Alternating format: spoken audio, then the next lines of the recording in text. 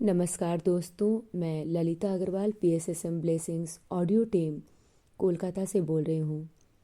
पिछली कड़ी में हमने एक सहपाठी की घृणास्पद आदत के बारे में जाना जो मक्खियाँ खाता था। ऑडियो नंबर 29 में हम इसी घटना को आगे बढ़ाते हैं। टॉरकुम जी बताते हैं, मैंने उससे कहा, मक्खियाँ गंदी होती हैं, वे हमेशा गंदगी पर ही बैठती हैं और वे कीटाणु तुम्हारे शरीर में पहुंचाती हैं। उसने कहा, मैं इन्हें लंबे अरसे से खाता आ रहा हूँ और अभी तक मेरा कोई नुकसान नहीं हुआ है। मैं काफ़ी स्वस्थ भी हूँ।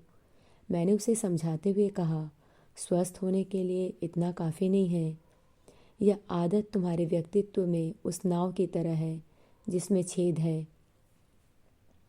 इस तरह तुम न तो अपना कोई दोस्त बना सकते हो और न ही तुम्हें कोई पसंद करेगा, क्योंकि जब भी तुम ऐसा करते हो और लोग तुम्हें ऐसा करते हुए देखते हैं, उनका दोपहर और रात का भोजन करना सुखप्रद नहीं रह जाता। वे तुम्हें नापसंद करने लगते हैं। उसने कहा, मैं उनकी परवाह नहीं करता। तुम मुझे पसंद करते हो और तुम मेरे दोस्त हो। मेरे लिए इतना काफ़ी है। मेरी इस आदत ने तुम्हें तो मुझसे दूर नहीं किया। इसका यह मतलब हुआ कि मक्खियों की वजह से लोग मुझसे दूर नहीं होते। मैं जानता था कि उसका यह तर्क सही नहीं है, लेकिन मैं चुप रहा। अचानक मेरे मन में एक विचार आया। मैंने उससे पूछा, गारो, क्या तुम मुझे पसंद करते हो? उसने कहा, हाँ बिल्कुल। मैंने फिर पूछा, क्या तुम सच में मुझे चाहते हो? उसने कहा, हाँ, मैं तुम्हें पसंद करता हूँ। मैंने कहा, ठीक है, और मैं मछलियाँ पकड़ता रहा। करीब आधे घंटे बाद मैंने उससे पूछा, क्या तुम मछलियाँ खाना पसंद करते हो? उसने उत्तर दिया, हाँ। मैंने पूछा, कच्ची मछलियाँ? उसने कहा, अरे नहीं, कच्ची मछलियाँ नहीं, क्योंकि उनकी गंध मुझसे बर्दाश्त नहीं होती और मुझे उल्टियाँ आती हैं। मैंने कहा, लेकिन मुझे बहुत पसंद है और मुझे बहुत भूख भी लगी है। चलो यहीं बैठते हैं और जब तक मैं कच्ची मछलियाँ खाऊं तो मुझे देखते रहो। मैंने एक मछली को काटा और उसका एक बड़ा टुकड़ा अपने मुंह में डाल लिया। उसने घृणा से मेरी तरफ देखते हुए कहा, तुम ऐसा कैसे कर पाते हो? इसकी दुर्गंध और खराब स्वाद के बावजूद मैं इसे खाता रहा। उसे चिढ़ाने और दुखी करने के लिए आखिर जब मैंने दूसरा टुकड़ा मुंह में डाला, वह वहाँ से भागा। मैं भी उसके पीछे भागा और मैंने उसे पकड़ लिया और कहा, देखो, अगर तुम मुझे पसंद करते हो तो तुम्हें मुझे ऐसा करते हुए देखना ही पड़ेगा। उसने कहा, मैं तुम्हें चाहता हूँ, लेकिन मैं और अब यहाँ नहीं ठहर सकता।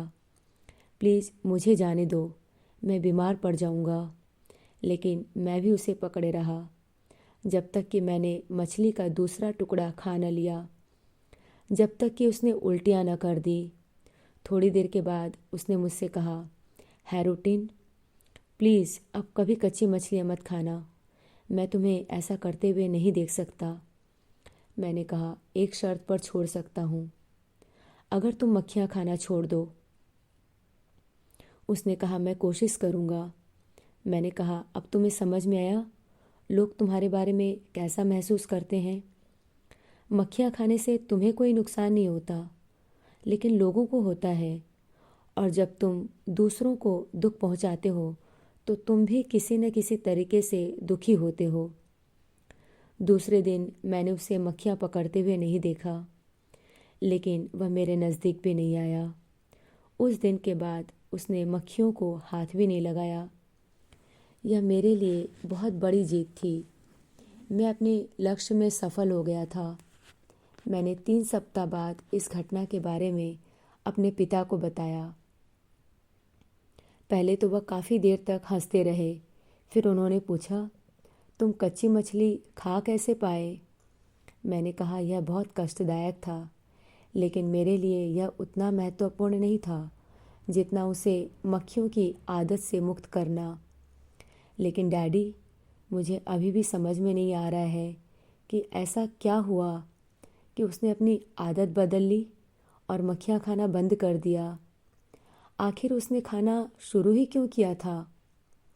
मेरे पिता ने कहा, कभी कभी लोग हमारे मन को आज्ञा देते हैं और उसके बाद हम बाध्य हो जाते हैं उस आज्ञा को मानने के लिए। मुझे ऐसा लगता है कि उसे मक्खियाँ खाने की आज्ञा दी गई थी। मैंने उनसे पूछा, इस तरह की आज्ञा कैसे दी जाती है? मेरे पिता ने कहा, जब कोई बीमार होता है, मूर्छित होता है या भावनात्मक रूप से हताश होता है, तब उसके आसपास के लोगों की बातचीत उसके मन में आज्ञा की तरह प्रवेश कर जाती है। यही वजह है कि जब कोई सो रहा हो, बीमार हो, हताश हो या किसी दर्द में हो, तो हमें शांत रहने की ज़रूरत है। इंसान अच्छा और सुंदर बनता है जब वह इस तरह की आज्ञाओं से मुक्त हो जाए।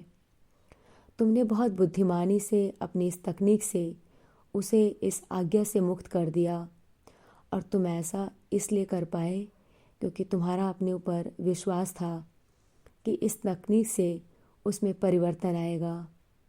इसकी एक व्याख्या यह भी है कि तुमने उसके दिमाग में एक पुलिस वाले को खड़ा कर दिया जो उसे यह याद दिलाता है कि एक मक्खी कच्ची मछली के बराबर है। जब भी वह मक्खी पकड़ने की कोशिश करता है, उसे यह विचार भी आता है कि कच्ची मछली खाने की वजह से उसे उल्टियाँ हो गई थी। मक्खियाँ खाना अब उसके लिए पहले की तरह सुखद नहीं रहा, बल्कि यह एक अप्रिय स्थिति बन गई, जिसके दो कारण हैं, कच्ची मछलियाँ खाना और साथ ही तुम्हारी दोस्ती को खोना।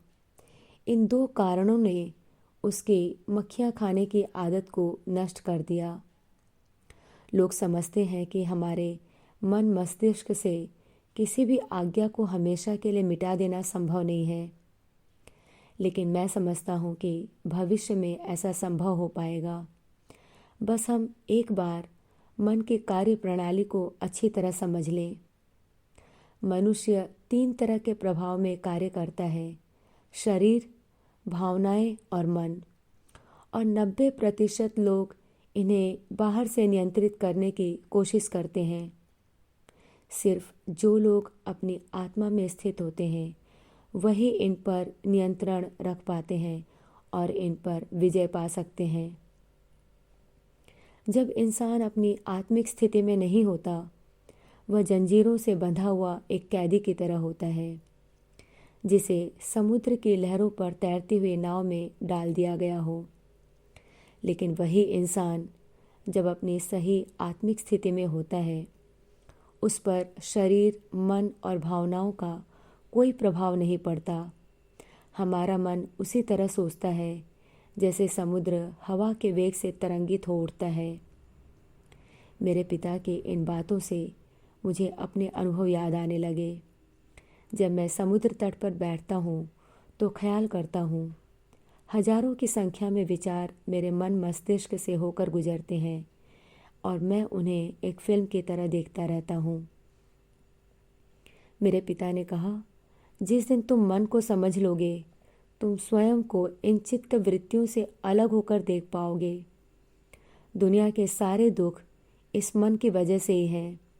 हमारा लक्ष्य होना चाहिए कि हम अपनी आत्मिक स्थिति को प्राप्त कर सकें।